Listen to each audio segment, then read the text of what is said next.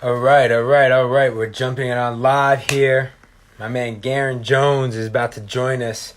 I'm gonna set this up here. Let's get here.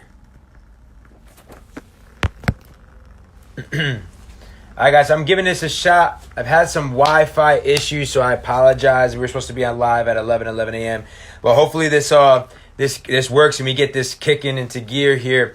If I get Wi-Fi issues and it goes down, I apologize. We will do everything we can to get Garen back on. But let's give this a shot while the Wi-Fi is working.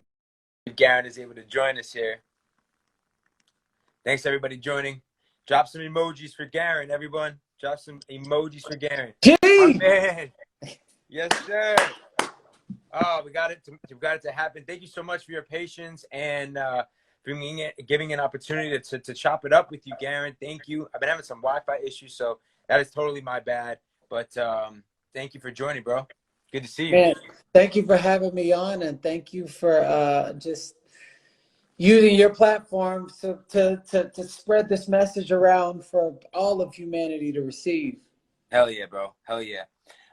It's been an absolute honor getting to know you. For those of you that are just joining, Garen and I got to really bond this past weekend. My girlfriend threw a curveball and asked him to come and join us for a private gathering that I had put together last minute because of the state of the culture in Sedona, where we can really talk about the injustice and racism and everything that's been happening around us. And he took a shot. Like, Garen, what was that like, getting that email and then coming out to Sedona over this past weekend? I guess we'll start there. So, one, I never knew anything about Sedona. I just think Arizona is hot and it's like a desert. So everybody that your girlfriend that Ashley has introduced me to, they've been like really cool people. So just off the strength of she's never let me down. Yeah. She was like, I think this would be really cool for you to come. And I'm like, what is it? She's like, it's this gathering with a bunch of, conscious people talking about what's going on in the world today and solutions. I was just like, where is Sedona, Arizona? I'm thinking it's like 3 hours away. I'm like, oh, it's cool. And I look up and it's 7 hours and 30 minutes. And I was like, I do not like driving. But I had a little pull on my intuition, and every time I listen to it, I like do the opposite. Something magical happens. So me and my wife, we decided to drive 7.5 hours. Got there, it was incredible. Met you, met the family. Energy was insane. Didn't know that it was a spiritual city. Like, I was just like, yo, it's like a whole different planet here. So I had a great time. Loved it. Loved you guys. And it's great to see the conversations that happened while we were in there, that it was open, that everybody listened to everybody. People listened to me. They didn't try to freaking devalue my words and say something like all lives matter. But right now there was a life that's really screaming, I need you to hear what I have to say. So for it to just be open and an open forum, and we were talking about solutions and not complaining, but it was like solution-based oriented. It was incredible. Yeah, bro. Yeah, it really was, man. Thank you so much for coming and participating. It was an honor just to really hear from you and how you have had this happen in your own life and what it was like for you growing up. What has it been like for you just even now in business, and just kind of just really hearing the vulnerability from you and the truth, you speaking truth. I gave a lot of us that were in the room an opportunity to just listen and to just learn. And I really feel like, we had last week was huge. I feel like with everything that happened, the protest, the post, but I really feel like this is a marathon, not a sprint.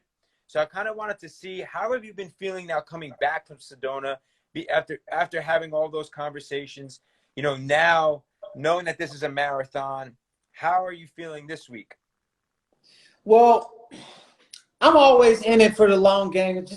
I just know from the process of 8.5 years ago, living in my car for 2.5 years and then completely transforming my life and now breathing life into humanity, that it's always been about the long game for me anyways. Some people focus on short-term pleasure, and I'm focusing on long-term success. And I know that anything worth having takes time. Yeah. So coming back from Sedona after hearing the conversation,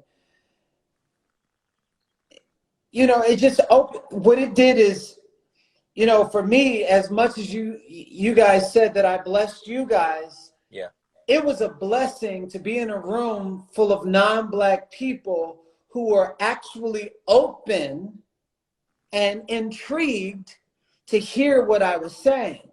Yeah. Because what I'm used to literally for 30 something years, every time I have something to say, someone has this, it's like self-righteousness, or like they don't want to hear my cry, or they don't want to hear what I'm saying. And then they have a creative way to like kind of like push my words off to the side, like my words don't matter. Mm. And so what I experienced for the first time in my life is being amongst a group of people who genuinely wanted to hear everything I had to say, how I wanted to say it. And though I've done lots of work, masters like in spiritual psychology, 10-day silent retreats, all kind of retreats, and work, I've done so much work that most people in the world never do. Yeah. So I have the bandwidth to understand and be able to process and articulate in a way where all parties can hear exactly what I'm saying. Now, most people don't have that.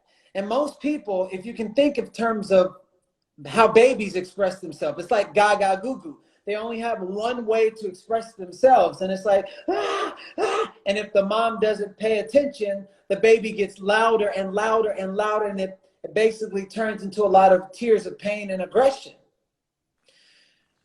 Most people are screaming Black Lives Matter, but most people that are listening to that, they're saying, oh, all lives matter. And don't even realize, of course, all lives matter. Right. But what you don't realize is that this has never been a part in the context of human dignity.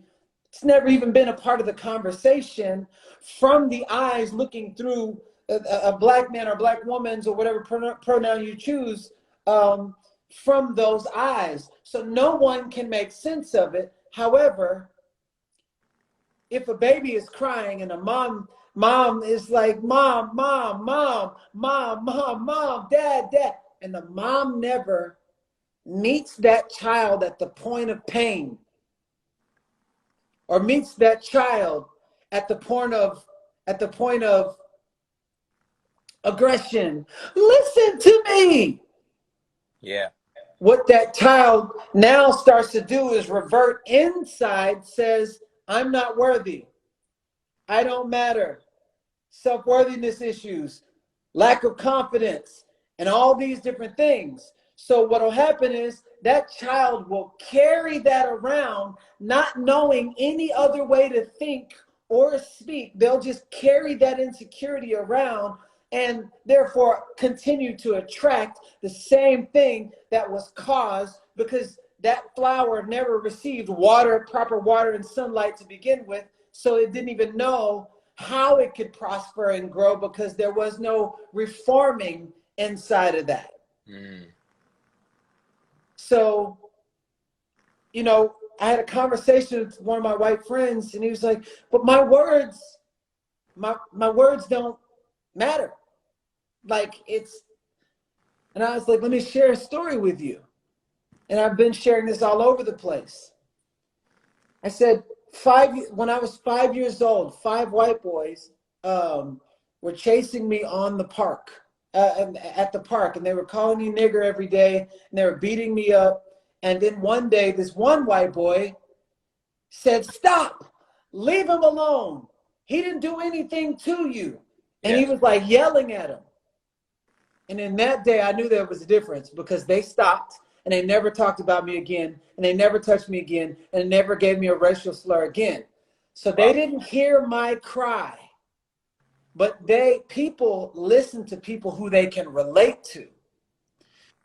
So they saw someone that looks like them saying the exact same thing I was saying. And then all of a sudden, they stopped. So when I shared with my friend in current day, so your words do matter. So your Yeah. silence is saying a lot of things when every day I've heard you say, oh, I'm all about people. I'm all about transformation. I'm all about this world equality. I'm all about, and I've seen you stand for trees. I've seen you stand for animals. Seen you stand for gay rights, LGBT community. But as soon as Black Lives Matter comes up, where are you? Yeah. If you're really about this life, then meet people at the point of pain, like the mother would meet the child at the point of pain, because underneath that pain, the child is actually saying something. And that something might be a blessing to your life right now. Yeah. Yeah, that's powerful. And I think that it's so important that we all leverage our platforms right now. We all use our voice. We all do the self-reflection as well, where those moments in our own life where we've even witnessed it, because we've all witnessed it. We've all felt it one way or another. We may not all understand what it feels like to be Garen growing up and having that happen and being called, the N-word, being, jumped and treated that way just because of the color of his skin. And all of us may not fully understand that, but we all at one point in our lives can reflect and say to ourselves, like, where have we really seen this? But we've suppressed, we felt like, oh, maybe, you were scared. You feared showing up. You feared saying something. You feared doing something. And now, it's time for you to just be real with yourself and truly acknowledge the truth that we have had this going on for far too long. And if we want to see real change, then we need to be the change. And we need to really, truly stand up and say something and leverage our voice. And that means calling out your community, calling out your friends, calling out the people you do business with, starting to be aware of it. And, I just feel like that's really powerful, bro, because I've seen that quote as well. Like it needs to be like, everyone that's out there that is white right now needs to be part of this. Like they need to call this out and speak the truth that we have had racism against our Black community for way too long. And it starts with us. So Garen, I want to, there was a real powerful moment that I had with you when we were on the drum circle. Guys, we were all like watching the full moon. This was so super dope. We were out there having fun. And it really brought me back to my Native American roots, like knowing that I have Native American in me and having talked to my uncle about it. And I remember being out there, I'm howling, and I just really feel connected to my heritage. But I remember being next to you, Garen, and I was like, what's interesting is you had asked me so what tribe? And I was like, man, to be honest, it's been something that's been on my heart is I don't know. And my ancestors that were alive, that were Native American, I can't go and speak to them. I don't know those stories. That was, I don't know too much of that history. And I feel like I had a really powerful bonding moment for you, because I think the one thing that I realized is so much of the Black community, that a lot of America was built on slavery, and you had the Native Americans where our land was stripped from us. When was the last time you seen an Indian? They're just gone. Yeah, it's unbelievable. It's and I just feel like there's a relation there. And you said to me, and again, I kind of wanted you to address that because you said that it was just a powerful brotherhood moment that I had with you. And that right then and there, I was like, man, I know what that feels like, because I feel like so much of us don't know Black history. And even some of the Black African Americans here in this country don't, because they were stripped of their names. They were stripped from so much compared to people that came from the Holocaust. The Germans had so much that was put in museums, and everything was categorized so perfectly. But both the Native Americans and the African Americans that were brought here, they were stripped of their names, and it's so hard to know our history. How much do you think that plays a role in what has happened here in the programming and just in the conditioning, and in the pain? And I what can we do to get more aware of that history? I have a cool little analogy to show you how powerful this is. So my mom, she used to cut the end off the bread and off the loaf of bread. And I was like, Mom, why do you cut the end off the loaf of bread? She was like, I don't know, because my mom does it. So I asked my grandmother when she died, before she died, it's like, why do you cut the end off the bread? She was like, I don't know, because my mom does it. So my great grandmother, she was 100% feather Indian, Wow. 100%. And I remember she was 103 years old. And I was like, why do you cut the end off the bread? She said, because the toaster's too small. So I had to go back Wow. 3 generations just to find out the truth of what 2 generations ahead had no idea why they did it.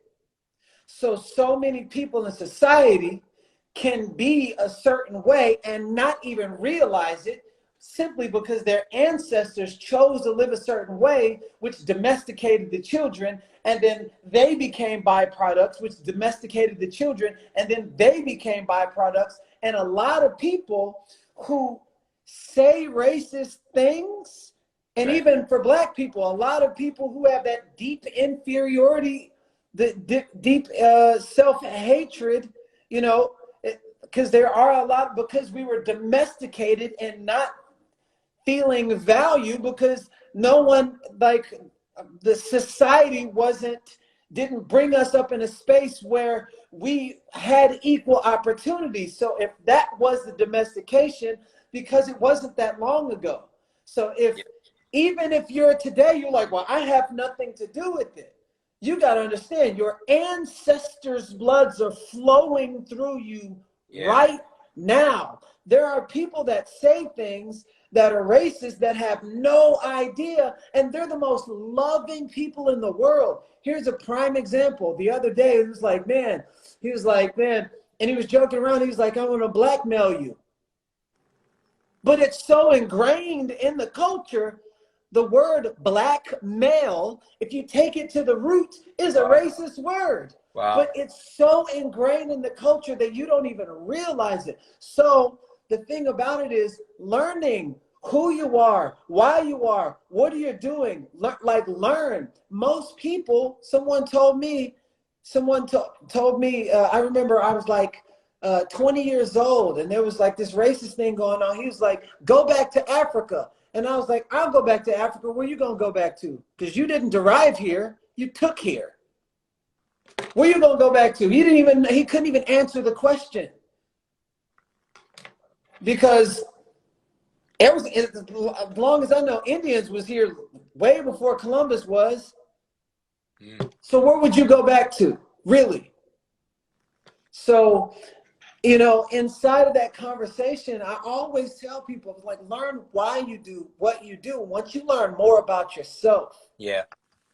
you learn more about yourself and then start researching, well, what is this? Well, what is this? I have Irish in my blood and I have Senegal, West Africa in my blood. So it's like a freaking battle Yeah. all the Yeah, time. dude, I'm I like, feel that. man, the white people that's inside of my side of my ancestors enslaved the freaking people in Senegal, West Africa. So imagine what I'm going through. I'm like, yo, this is crazy.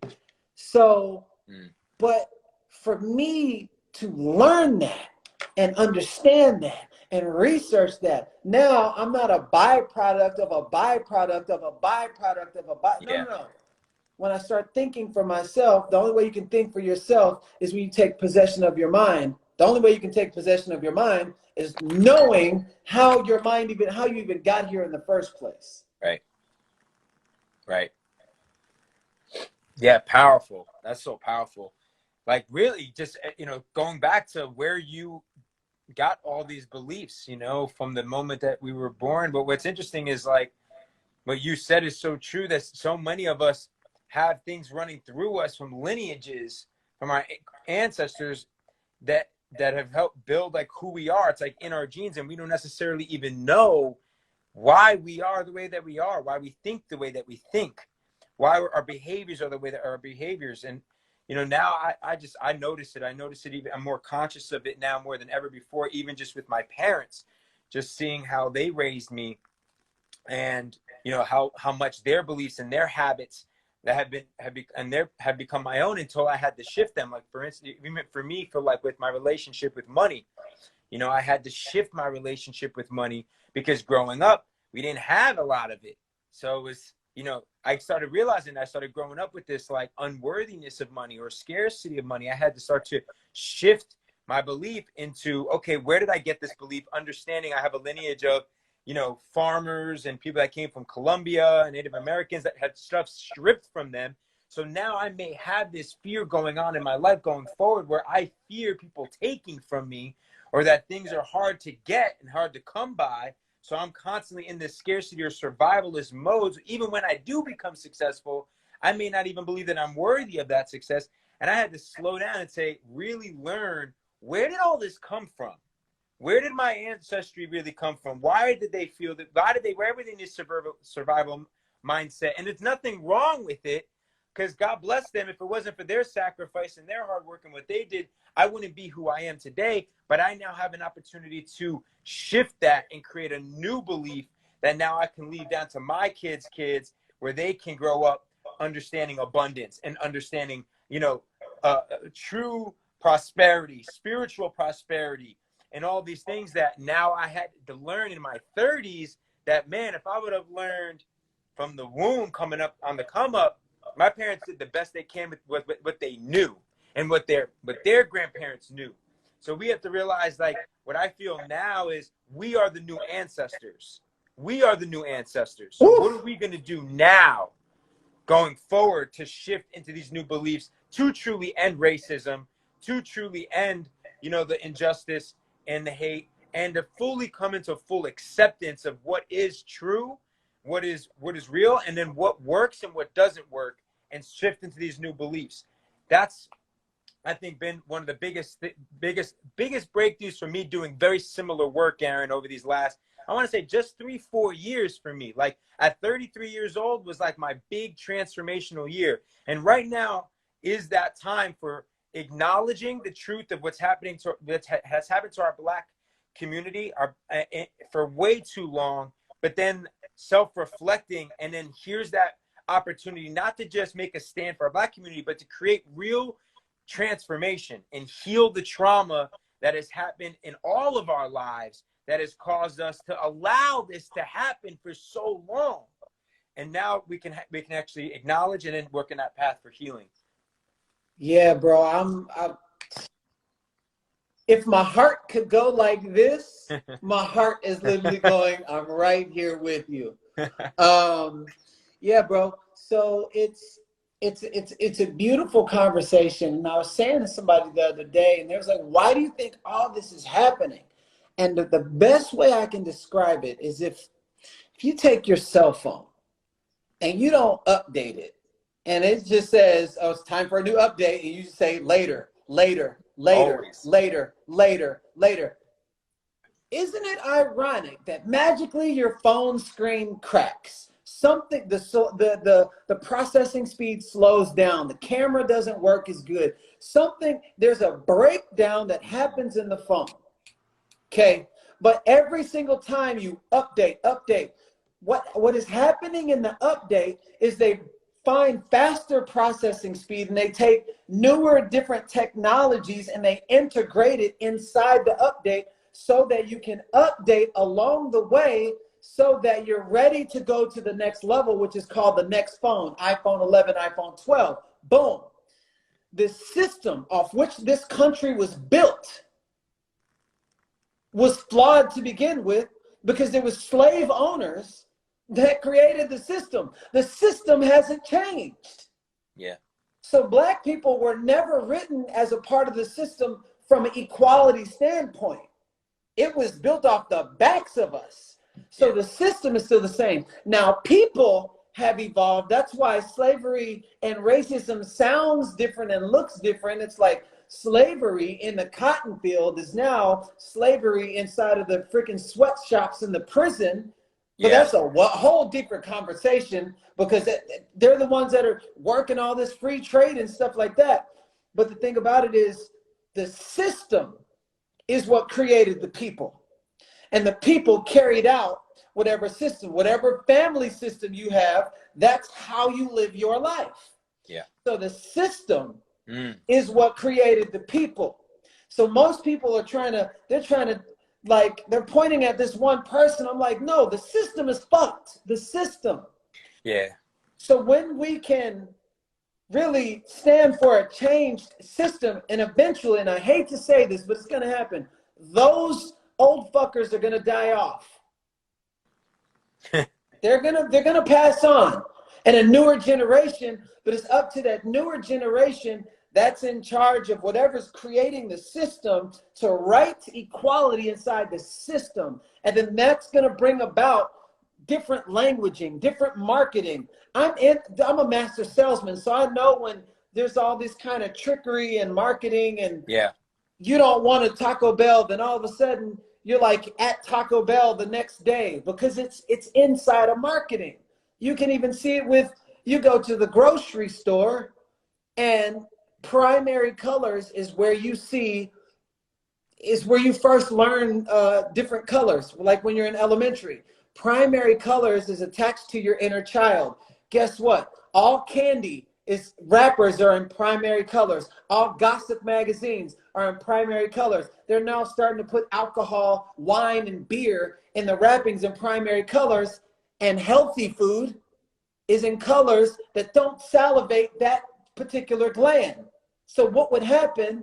The system, they know what they're doing, because it feeds the doctors, it feeds the dentists, and it feeds all these different people. That's when it comes to a marketing standpoint.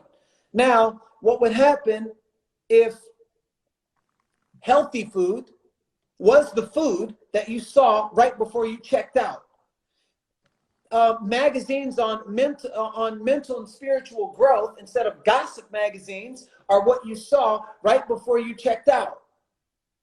Freaking healthy drinks. You go down the health aisle, it's not browns and oranges and freaking earth tone colors. It's in the colors of the candy wrappers. I bet you we'd have less people having rotten teeth, having diabetes and all. It's all intertwined inside the system. That's not, it's, and who are the people that get the most freaking heart problems and diabetes? It's in the Black community. So all of this is woven in to this crazy system that people think it's just this thing. It's not.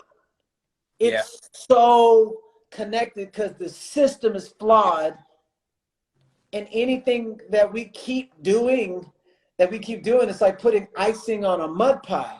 However, when the voices are stronger from our non-Black allies, then they're like, oh my God, oh wow. And then what happens is most people then start to listen differently. So it's a long, curated conversation, but I'm here for the long haul, brother. Yeah, me too. You know, I like to say, like, it's good people in a broken system. And there's a lot of good people in the world. Deep down, their hearts are good, but they're just in a broken system, and it's time that we rebuild. And I agree with you. And I feel like there's two aspects of this conversation that's going to take, you know, listen, it's another 100 years. Like, let's make this next 100 years the greatest 100 years in American history ever. Like, really ending injustice, ending racism. Like, I want to be 100 years. Hopefully I last that long, where I'm 135 to 150 with the way that technology and everything is going. But regardless, I want to get to my hundreds, and I want to look back at, say, 2020, and I want to be like, wow, we fucking did it. We did it. We fucking really started making the change that was necessary. This isn't going to happen overnight, but we really started rebuilding and reforming the system. And there's two aspects of the system. And it's the same with leadership. And I want to talk to you about leadership. The same with leadership. Two rules. It's all about you, and it has nothing to do with you. It's so much bigger than you. So it's like first part of it is like, it's all about you. You gotta update that operating system, like he was talking about with that cell phone. You gotta update it. You gotta start reevaluating your own beliefs. Where have you been showing up in your life where you've been racist, or you've been, you know, you haven't looked at giving equal rights to the people at your business or your company and speaking up to your boss, like, you know, really thinking about your beliefs around abundance and spirituality and love and marriage and integrity and your values, reevaluating your values. What do you stand for? What are you not standing for anymore? Just completely reevaluating your vision, your mission, your values, like what you believe, who you are at the end of the day, and how you're showing up. And then we need to rebuild the external systems that are out there. Like, we actually need to figure out how we're going to change our political system. Media has to change. We're the new media platforms. Like, you got to start using your voice. You know, how do we change media? Same thing with education. Our education system, I'm so passionate about. It's still the same. Yeah. From when I was in kindergarten. Right. It's the same system. And Right. what are they doing? Producing average to below average people, because they get them when they're young, domesticate them with average thinking, and then we wonder why there's 2% wealthy in the world and the rest will die trying to figure it out. Yeah, because they were domesticated in average. Yeah. Yeah. Because of the school system. School system, yeah, and the redlining, and, you know, it's like, why are we giving different education to, you know, to the same? You got, a young black kid on one block, and you got another white kid on another block, yet two different completely school systems in form of like how the teachers are paid, the food they eat, the books, how many people are in the classrooms, the textbooks being old versus new. Like, there's so much that we need to change within our education system and healthcare, everything. So it's not gonna happen overnight. I think this is a 100-year run. This next century, that's where our generation, you're right, these people, the older people, are going to start to die out, and it's up to us. It really is up to us, and it's up to us as parents, you know, being the new parents. It's, you know, one of my friends, she posted a picture. She just had she has a baby, a young boy. He must be 2 years old. And she posted a picture of him holding a black doll. And I had Preston Smiles on a week ago, and they talked about that doll test.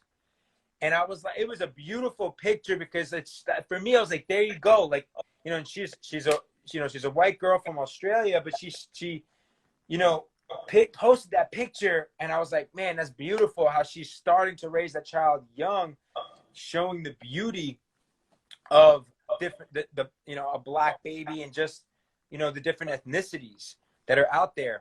And what's really interesting is National Geographic actually put out an article. I don't know if you saw this, Garen, but by 2050, they were saying that most of the world's pigment of the skin will actually look like us, like our skin. The majority of the world by 2050. So, although we may not know what it's been like for the last 400 years to be black and grow up in America, by 2050, we're all going to have this melanin in our skin, you know, this type of look. You know, it does come back to acknowledging what has happened to our black community, and looking at 100 years from now, knowing that, like, we are all from God. You know, we all should be accepting each other regardless of regardless of what we look like. Like, it's really about acceptance. And, yeah, bro. Something I want to add, though, because I've seen a couple of things on here. I don't think it's responsible to not acknowledge someone's color. Someone said to me the other day, "Oh, when I look at you, I don't see a black man, or Yeah. I don't see." I was like, I feel like that's irresponsible. I said, how? I said, because last week you said how beautiful the colors in the rainbow are. And you're acknowledging all these, like how because he was a guy of nature, and he loves all these different kind of trees. And he was like, oh, and you see that brown tree there, and you see that there. But you look at me and you don't see color. So that you're not acknowledging my uniqueness and all the things that make me unique. So I don't want to be colorblind to nobody, because I love all the variations of colors. Mm-hmm. And the guy goes, well, I just think that everyone should just be the same, and it should only just be one. I was like, yeah, this would be a boring ass world. Otherwise, there wouldn't be no WNBA. It's like everybody would just be NBA. You just gotta just be one track team, and then one this and one. So I love the differences. Yeah.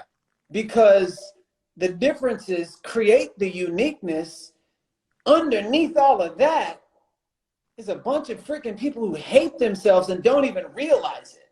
So that's where that deep guilt comes from. That guilt and I wanted to share this with people. So I'm going to tell you how powerful insecurities and guilt is, because one of my white friends the other day is like, I saw the George Floyd freaking massacre and the lynching, modern day lynching. She didn't say that. I'm just putting that word out there. She was like, and I just felt so guilty because I've never said anything, and I just felt, and it was just this deep guilt and insecure, and I asked myself, where else have I been guilty? Because I haven't been guilty on this standpoint, but I've been guilty somewhere in my life. So this will break the people who walk around with shame when they hear Black Lives Matter, when they walk around with deep guilt when they hear that, and then try to say something. I'm going to paint it for you. I didn't have a relationship with my daughter for 15 years.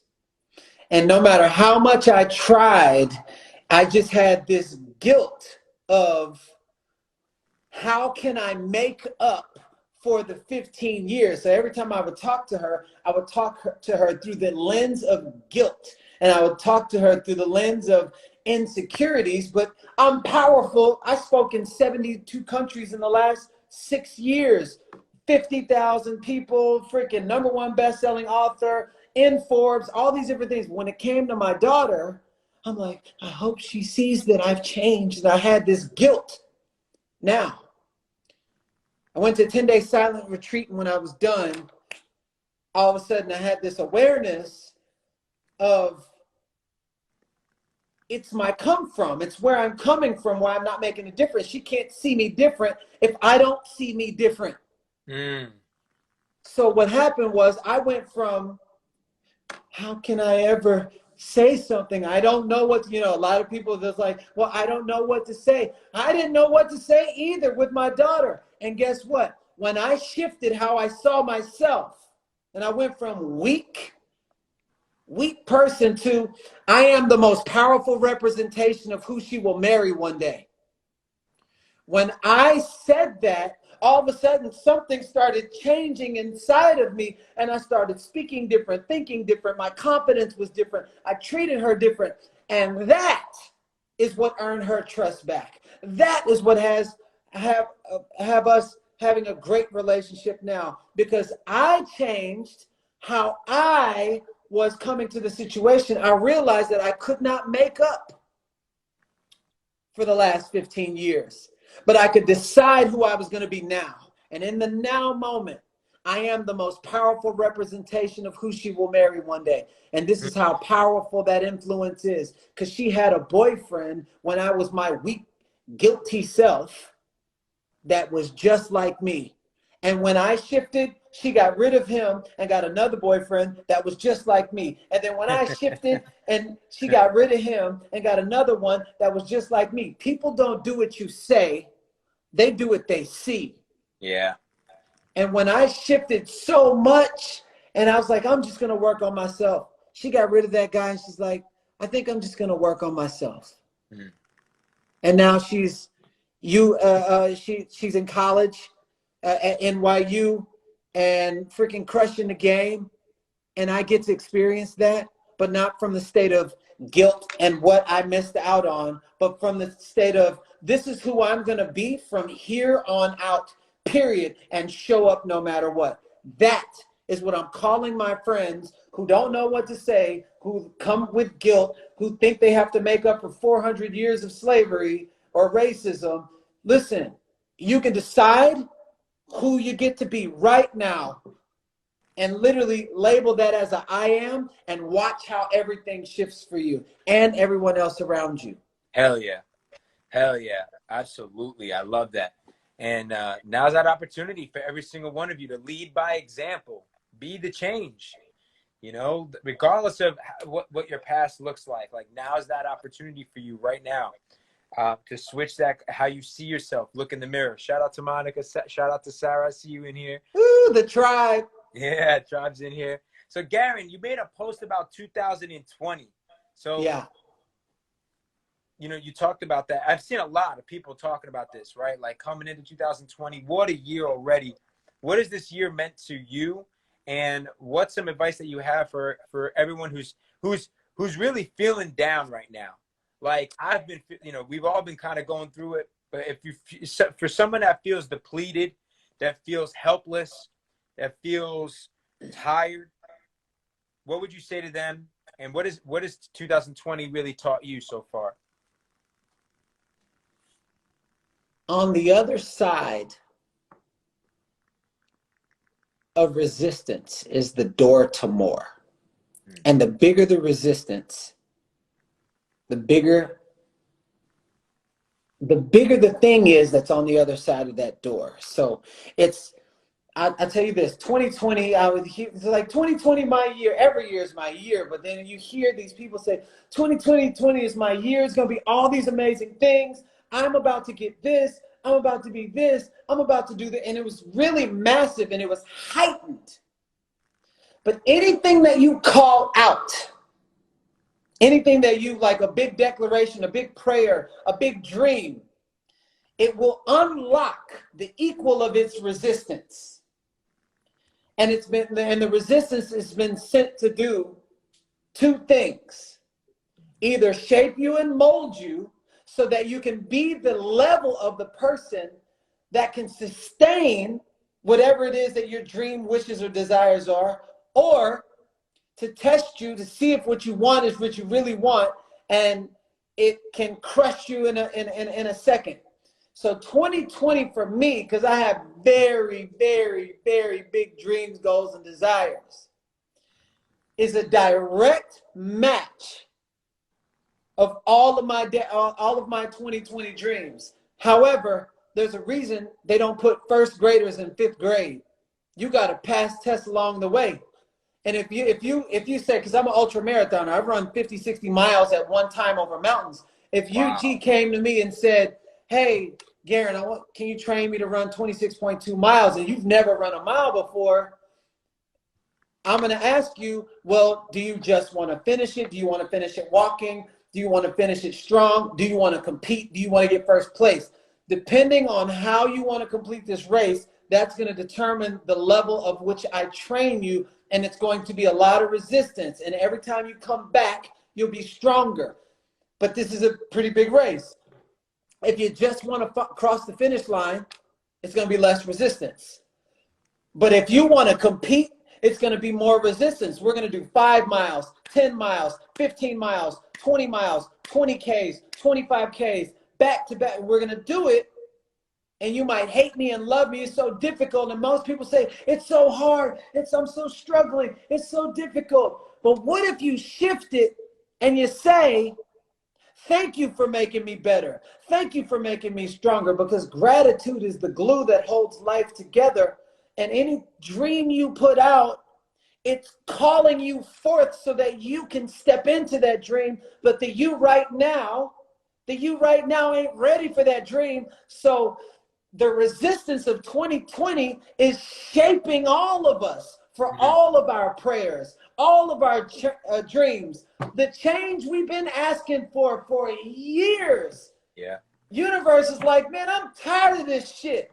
Pandemic, racism, another thing, hurricane, fire. Y'all gonna get y'all shit together. And everything that I'm throwing at you is it's an opportunity to choose love. Every single thing that's being thrown at us is an opportunity to choose love on both sides, on all sides. Everything from the pandemic, from the George Floyd, from the racism, from the cops, and from the hurricanes, from the this thing, from the that thing. Is it coming from love or is it coming from hate? You cannot give what you don't have. So 2020 for me has been the update. If we were iPhones, it's been the update that we've needed, that is tired of us not freaking upgrading and updating. It's like, y'all motherfuckers is going to change now. That's what 2020 is for me. Yeah, I love it, man. It's so powerful, bro. Yo, thank you so much, bro, for adapting to jump on live with me and to just, collab and speak your truth and inspire and educate.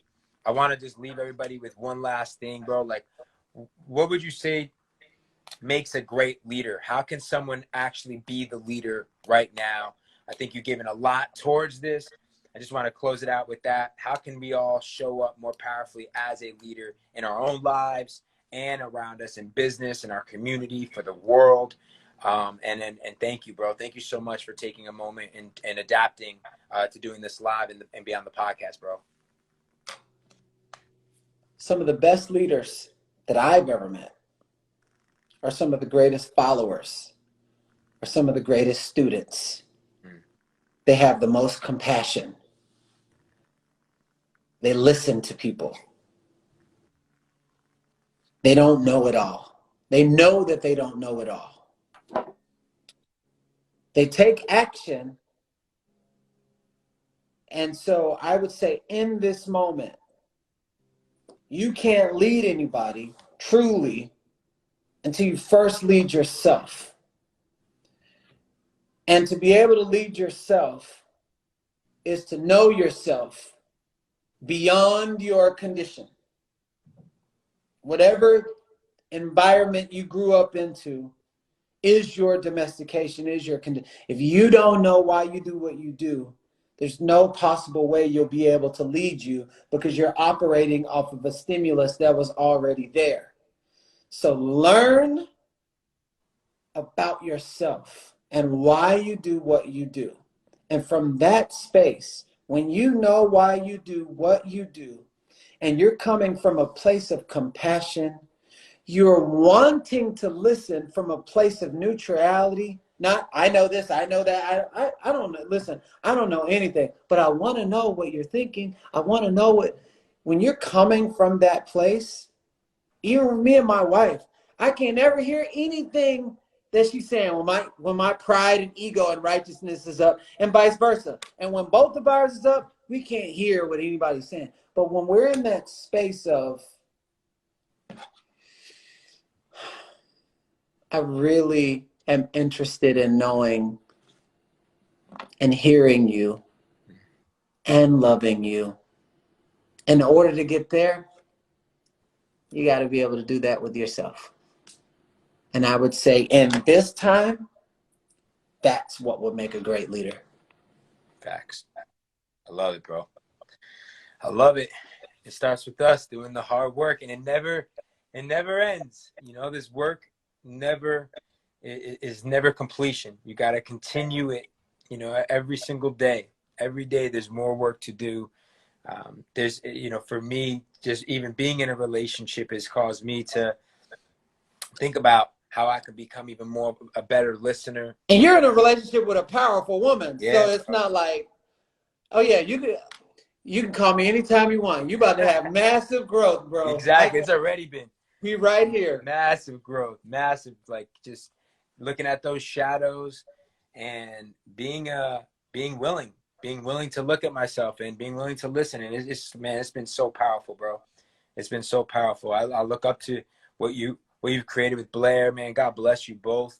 I know that must have not have been easy, man. Like, oh no, it's not.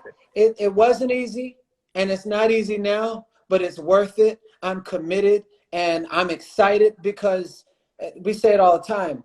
Our relationship it's like being in a relationship where somebody's actually standing for your growth. Mm-hmm. She won't accept lesser version of me, and I want to accept a lesser version of her. Yeah. So it's a forever course on growth. Yeah. Until somebody takes their last breath, but we're committed to even past the last breath. So it's a forever course on freaking growth, period. I love it. Hell yeah.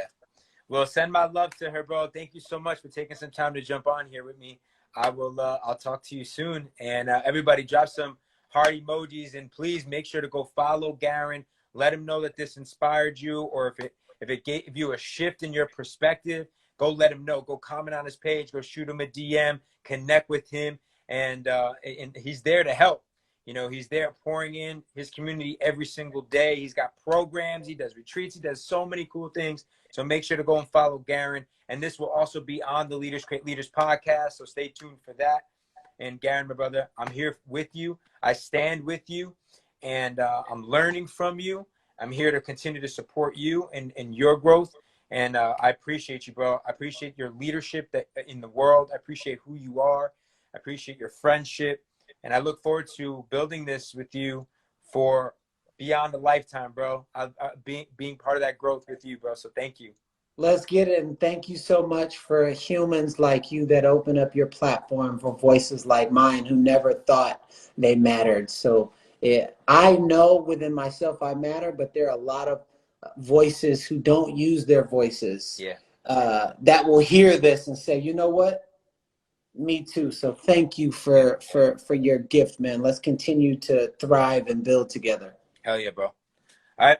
Talk to you soon, All right, bro. Gary. Take care. Peace. All right, everybody. Thank you for taking some time to join me today in the live. I appreciate you so much. I'm here for you. So if you need support, shoot me a DM. If you're looking for a tribe, let me know. Send me a DM with the word tribe. If you just need a mindset shift or you want to learn more about entrepreneurship, storytelling, leadership, that's what I'm all about, as well as obviously family. So I love you. I appreciate you for taking time to be on here with me. And I'll talk to you guys soon. This will be on the Leaders Create Leaders podcast. So definitely go check it out. We have a new episode.